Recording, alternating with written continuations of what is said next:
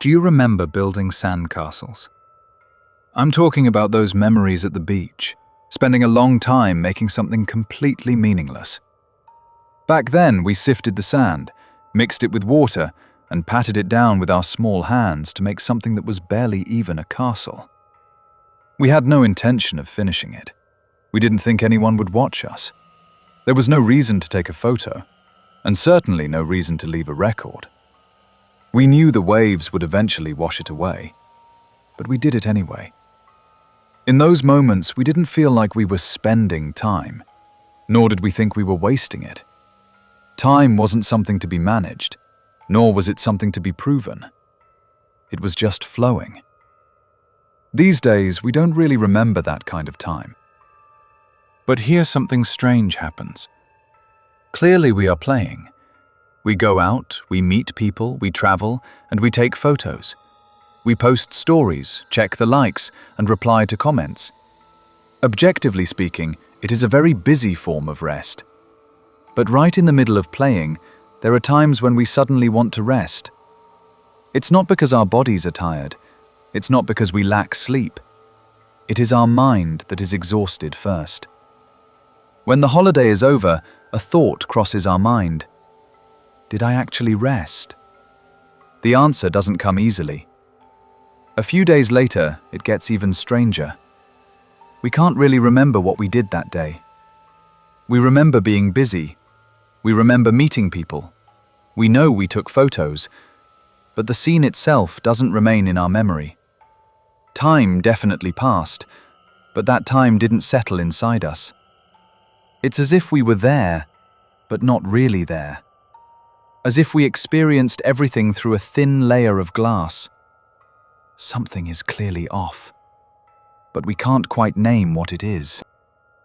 So, we start looking for a cause. Dopamine, smartphones, short-form videos, algorithms. Honestly, dopamine is responsible for a lot of this. We've become used to fast stimulation. Our focus has been chopped into tiny pieces, and keeping a long attention span has become difficult. This is true. But today I don't want to just talk about that, because the story of dopamine alone cannot fully explain this strange fatigue. Here's what I mean. Even when we reduce stimulation, we feel empty. Even when we increase it, we feel empty. It's the same whether we slow down or speed up. Even while resting, even while working, a corner of our mind is constantly busy. Actually, we feel even more anxious when we are doing absolutely nothing. Is it okay to be like this right now? Shouldn't I be doing something more? Am I wasting my life at this very moment? If the problem were simply too much stimulation, then removing the stimulation should bring peace. But it doesn't. The anxiety remains, even in silence. This tells us something important. The problem isn't just what's coming in from the outside. The problem is what's already running inside. So, let's change the question.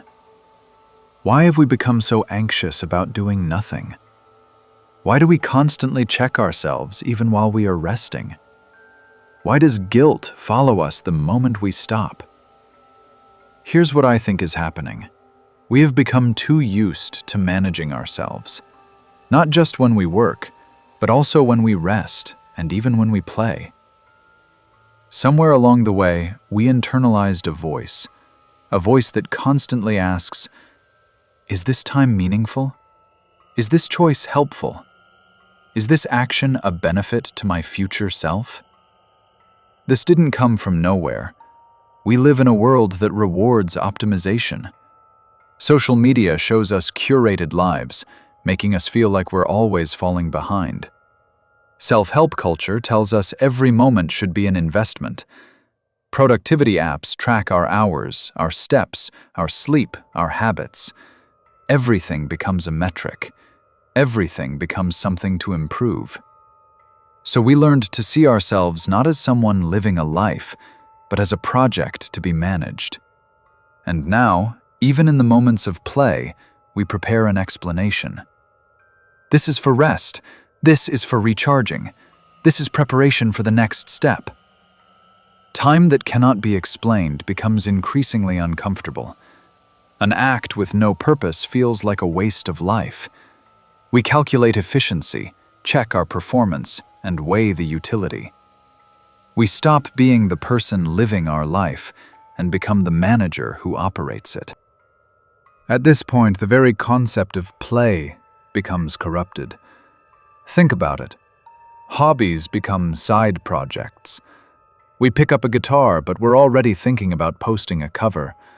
We start drawing, but we're already imagining the Instagram grid. Exercise becomes a self-management task. Not something we enjoy, but something we track on an app. Something that counts toward a goal. Rest becomes a tool for the next job. Not an end in itself, but a means to be more productive tomorrow.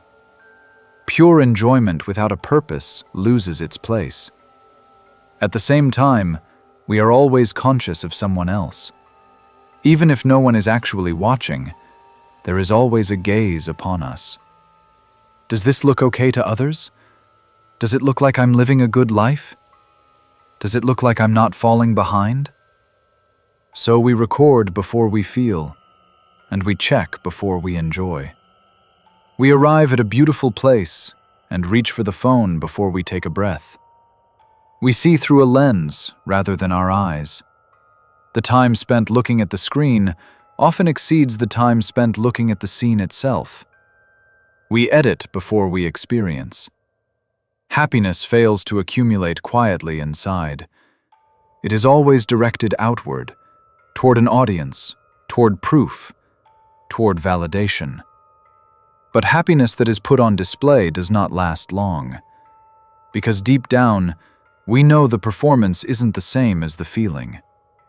The photo isn't the same as the moment. The record isn't the same as the memory. Here's the thing about immersion. True immersion comes when you forget yourself, when time disappears, when the boundary between body and thought blurs, and when you stop calculating the results.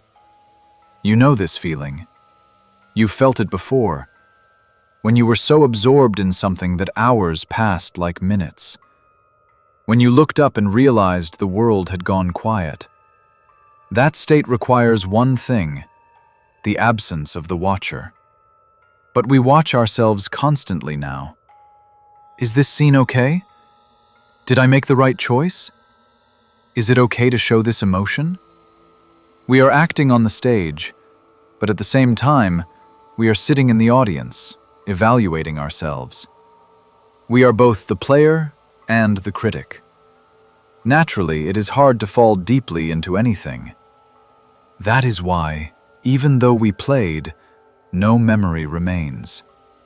We were never fully there to begin with. Beneath all these loud voices, there is a quiet presence. We all live with a child in our hearts. That child never explains why something is fun. It was just good. It was just something I wanted to do. The child didn't need a reason to build the sandcastle. The building was the reason. This is what immersion once looked like. Before we learned to manage ourselves, before every moment needed justification. But these days, that child is constantly being scolded. We don't have time for that. Don't do useless things. Do that later. That won't get you anywhere. The child speaks less and less. But the child remembers. When we laughed without worrying how we looked, where we lost track of time without feeling guilty. What we were doing when the world became quiet and we didn't even notice. The child is still there, waiting. Instead of leaving that child alone, we kept building things on top. Plans, schedules, records, and explanations. Layers upon layers, until the child's voice became nearly inaudible. So now, time spent doing nothing has become anxiety. Moments that leave no record have become awkward. Experiences that can't be posted have become somehow less real. The space for something new to enter has gradually disappeared. We filled every gap with content, with tasks, with proof that we existed.